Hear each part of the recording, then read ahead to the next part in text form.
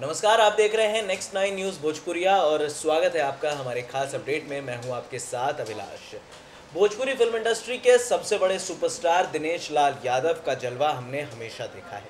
दिनेश लाल यादव ने अपनी फिल्मों से लेकर अपनी अभिनेत्रियों के साथ साथ लोगों के दिल में भी जगह बनाई है। साथ ही इनके गाने अब तक लोगों की ज़ुबान पर रहते हैं।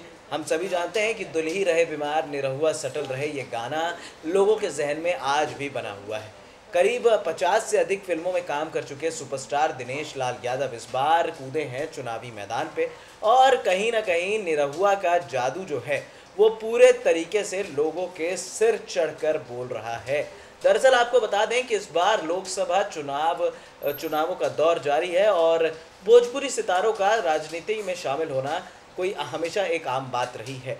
जैसे रवि किशन, मनोज तिवारी, पवन सिंह जैसे सुपरस्टार्स शामिल हुए, लेकिन निरहुआ तीनों सुपरस्टार्स में सबसे आगे निकले। पवन सिंह भी बीजेपी में शामिल हुए, हालांकि खेसारी अब तक किस राजनीतिक पार्टी में शामिल हो गए ये साफ नहीं है, लेकिन निरहुआ ने बीजेपी में शामिल होते ही आजमगढ़ का टिकट जो है वो हासिल कर लिया।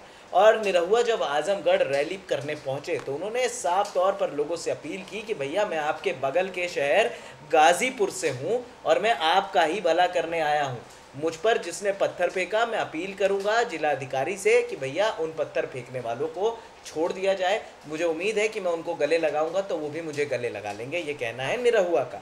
और जिस तरह से सुपरस्टार दिनेश लाल यादव उर्फ निरहुआ की फिल्मों की शूटिंग आजमगढ़ में होती है, लोगों की फ़ैन फॉलोइंग है। हम ये नहीं कह सकते कि अखिलेश यादव को हरा देंगे, लेकिन अखिलेश यादव के लिए एक बड़ी टक्कर हो गई है। एक तो पहली बात यादव वर्सेस यादव यहाँ पर देखने को मिलने वाला है, प्लस निरहुआ का जो एक इतिहास रहा है, जिस तरह से निरहुआ को पसंद किया जाता है भोजपुरी फिल्म इंडस्ट्रियों में, तो ये बात भी है कि भैया निरहुआ इस बार थोड़ा सा अखिलेश यादव पर भारी भी पड़ सकते हैं। प्लस भारतीय जनता पार्टी की अगर बात की जाए तो उन्होंने आजमगढ़ जब वो पहुंचे तो उन्होंने कहा कि प्रधानमंत्री नरेंद्र मोदी जो हैं उनका ये सपना है कि देश का हर बच्चा पढ़े और मैं भी चाहता हूं कि आजमगढ़ का विकास हो। उन्होंने ये भी कहा कि आजमगढ़ के लोगों के लिए मैं अपनी पूरी जी जान लगा दूंगा, उनके लिए ही और उनकी भले के लिए ही मैं उनकी सेवा करने आया हूँ। अब निरहुआ को क्या आजमगढ़ की जनता सराखों पर बिठाएगी, क्योंकि आजमगढ़ अखिलेश यादव और समाजवादी पार्टी के प्रमुख मुलायम सिंह यादव का गढ़ रहा है। यहाँ पर समाजवादी पार्टी को निराशा जल्दी हाथ नहीं लगती है। तो क्या आजमगढ़ में यहाँ पर एक बड़ा फेरबदल देखने को मिलेगा? क्या निरहुआ यहाँ पर वोट बैंक काट पाएंगे या फिर एक बार फिर एक तरफा जीत जो है वो अखिलेश यादव दर्ज करेंगे? क्योंकि कई लोगों का कहना है कि भैया निरहुआ की ज़मानत जब्त हो जाएगी, लेकिन सुपरस्टार दिनेश लाल यादव का स्टारडम इतना कम भी नहीं है कि अखिलेश यादव उनको आसानी से हरा लें। बड़ी बात यह है कि उनकी फिल्मों से लेकर जो उन्होंने काम किए हैं, देखिए हमेशा भोजपुरी सितारों की एक खासियत रही है कि चाहे वो बाढ़ पीड़ित हो या फिर कोई भी सोशल कॉज हो, वो हमेशा आगे आते हैं। पवन सिंह को देख लीजिए, खेसारी को देख लीजिए, निरहुआ को देख लीजिए, हमेशा वो कैंप्स चलाते हैं, सोशल सर्विसेज करते हैं, जिसका फ़ायदा उन्हें सीधा मिलता है। और आज अगर आप जाएँ तो हर भोजपुरी फ़ैन जो हैं उनके जहन में सिर्फ 3 सितारों का नाम चलता है, निरहुआ, खेसारी और पवन सिंह। और निरहुआ का इसलिए भी क्योंकि निरहुआ को इंडस्ट्री के एक अलग एक्टर की छवि के रूप में देखा जाता है। जिस तरह से निरहुआ ने इंडस्ट्री को आगे बढ़ाया है, लंदन तक फिल्मों की शूटिंग को लेकर गए हैं और कहीं ना कहीं भोजपुरी फिल्म इंडस्ट्री को एक अलग लेवल पर पहुंचाने का काम निरहुआ ने किया है। वही काम वो शायद आजमगढ़ की जनता के लिए भी करना चाहते हैं। हम ये नहीं कह रहे हैं कि शायद निरहुआ ही सबसे बेस्ट ऑप्शन है आजमगढ़ में, लेकिन कहीं ना कहीं अगर निरहुआ आजमगढ़ में जीतते हैं तो समाजवादी पार्टी को एक बड़ा झटका देंगे।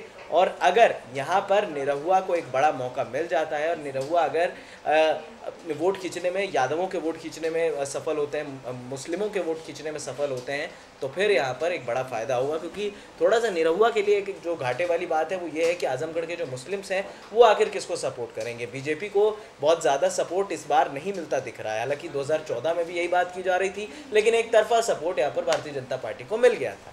लेकिन आजमगढ़ की जो जनता है वो वाकई में अपने नेता को मानती है, अपने नेता को जानती हैं। अखिलेश यादव हो चाहे मुलायम सिंह यादव हो, ऐसे में उनके गढ़ में हराना किसी के लिए भी आसान नहीं होगा।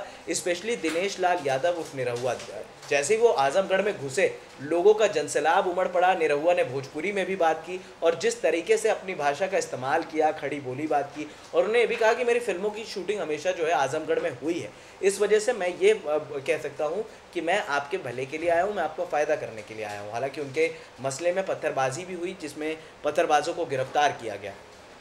अब पत्थरबाजों को गिरफ्तार करने के बाद निरहुआ ने एक और मास्टर स्ट्रोक खेला और उन्होंने कह दिया कि भैया आप इनको छोड़ दीजिए, ठीक है, जो भी उनको गिले शिकवे थे बहकावे में हुआ है, अब वो छोड़ दें और वो मुझे गले लगाएंगे। ये निरहुआ ने एक बड़ा मास्टर स्ट्रोक राजनीति में खेला है।